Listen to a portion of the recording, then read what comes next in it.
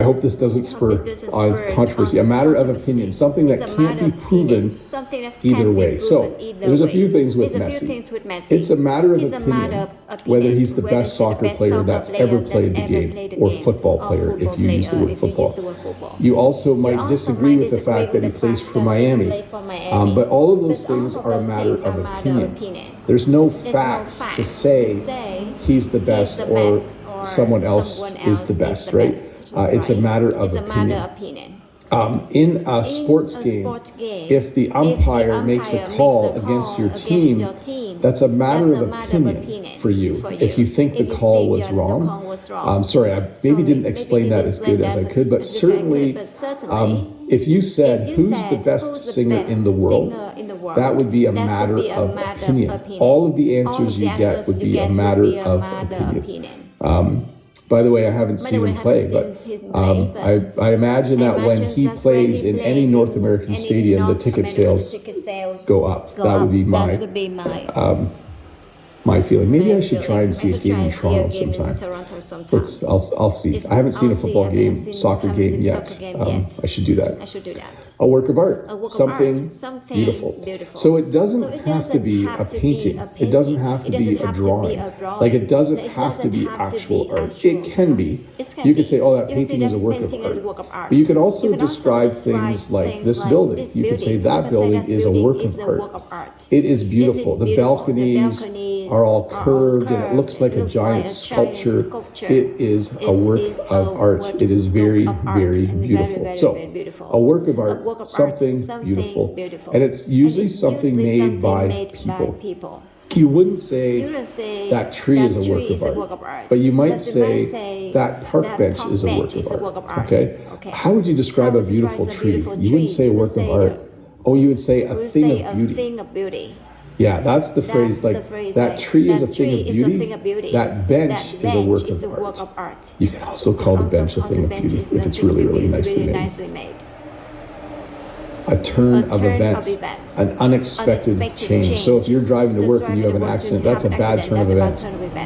You can also have good turn of events, by the way, but it's an unexpected change. You could say, I went to work today and there was a good turn of events, I got a promotion, or I was driving to work today and then there was a bad turn of events, I rear-ended the person in front of me. By the way, when you rear-end someone with a car, it means you hit them from behind.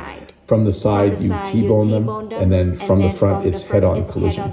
So you can rear-end someone, you can T-bone them, or you can have a head-on collision. All of those would be a bad turn of events for sure. A moment of truth. The time when something important is discovered or decided. So I have to explain this one a little bit. This is a show called The Voice. And there are four professional singers that sit in the chairs. And a person will come on the stage behind them.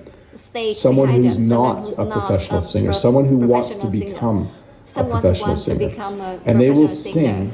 And if the four judges, if they like the person, they push a button and their chair turns around, and then they can put them on their team. I'm not going to explain the whole show. The whole point is, if you went on this show to sing and none of them turned around, that would be a moment of truth. It would be a time when something important is discovered, and what you're probably discovering is you're not a good singer.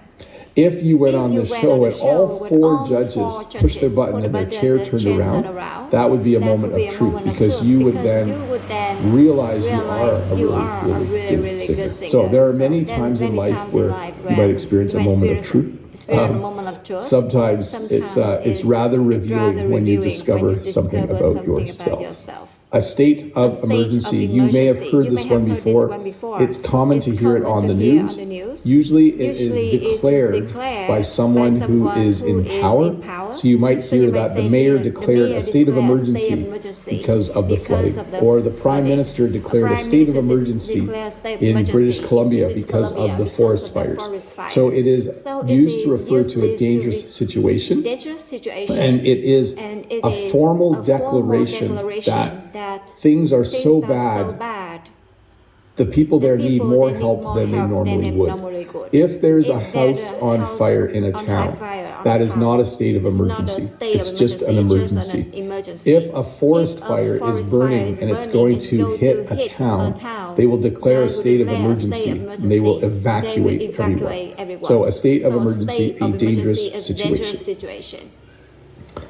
Pack of lies. This is a fun one. Let me make this bigger so you can read the chart I found. A pack of lies would be many lies. Again, I keep using politicians as examples. Some politicians are awesome, and some politicians, it's just a pack of lies whenever they talk. So many lies would be a pack of lies. The chart I found said how many social interactions involve a lie. So apparently, in video chat, people lie more than they do via email, but overall, people lie almost 10% of the time via email, text, social media, face-to-face, phone, and video chat. And I'm sure most of those are simple lies or little white lies. Like, what would be a little white lie? If I texted Jen and said, "Do you need anything from the grocery store?"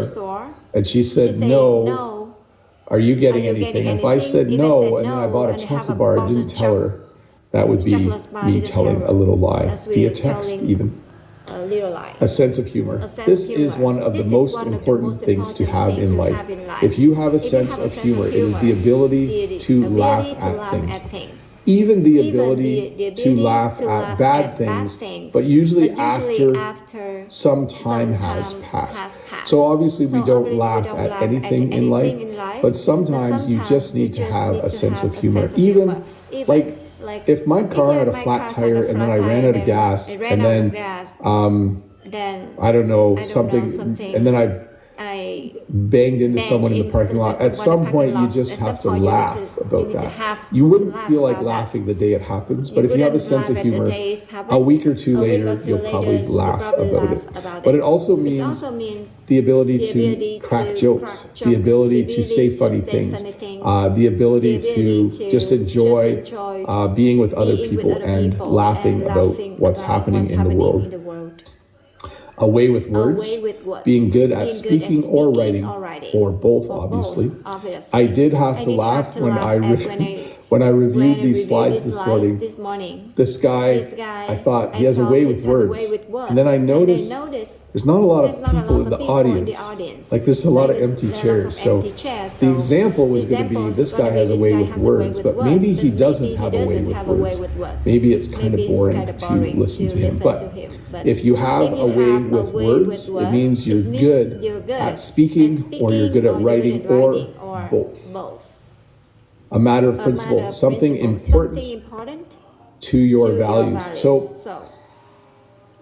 it's a matter of principle for me that I always put my garbage in the garbage can, my recycling in the recycling bin. It's a matter of principle. I think we should take care of the earth. So it's important to me. One of my values is that I clean up after myself because I want the world to be tidy.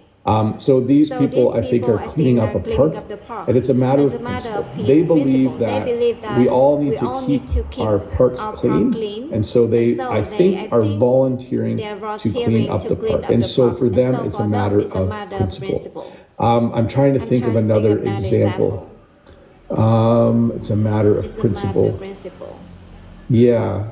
Some people will drive electric vehicles because for them they think it's better for the environment. That could be a matter of opinion though. By the way, if we go back to another one of the noun phrases, but it might be a matter of principle. They don't want to burn petrol or gasoline, so they drive an electric vehicle. A waste of energy. Doing something that isn't worth the effort. I do not think exercise is a waste of energy, but my grandparents thought that exercise was a waste of energy. For my grandparents, living and working on a farm, their way of life was that they were farmers. If you had enough energy to exercise, it meant you didn't work hard enough that day on the farm. That's what my dad and my uncles and aunts have told me, that my grandparents thought exercise was a waste of energy. Now, this was like 50, 60 years ago or more, right? Probably 60 or 70 years ago. So it was a different era.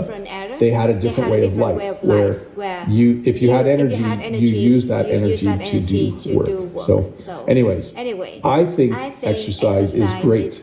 But you might think that's a matter of opinion. You might think it's a waste of energy, a waste of time, and maybe even a waste of money. Who knows?